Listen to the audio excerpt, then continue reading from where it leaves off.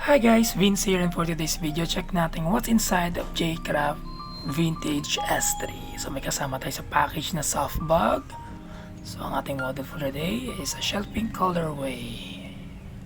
Ganda, no?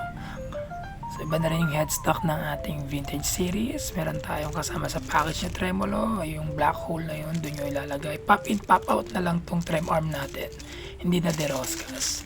And ito yung ating strap, kasama rin sa package. Guitar strap with logo of JCraft at ang 3 meters cable. Good for your bedroom setup. Kasama rin sa package, syempre. Ito naman yung ating hex para sa ating truss rod na matatagpuan sa ating headstock for relief adjustment. And ito naman yung ating small hex para sa ating vent saddle for proper radius. Ganda ng color nito.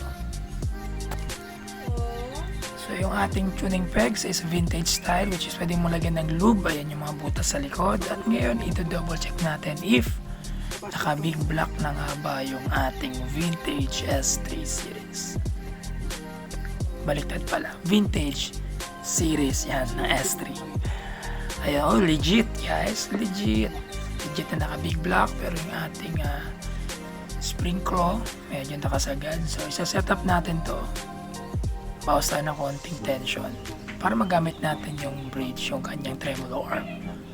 Ganda na rin ang logo. Katatapos lang pala nito i-fret leveling, nag-undergo to ng full setup and dinismantle natin para i-check yung loob. Yan, what's inside ng ating JCraft. Malaki yung kanyang room, yung route niya, so you can do any configuration from yan, classic na triple single coil, pwedeng single coil, pwedeng humbucker, walang humbucker, pwedeng humbucker, single coil, humbucker.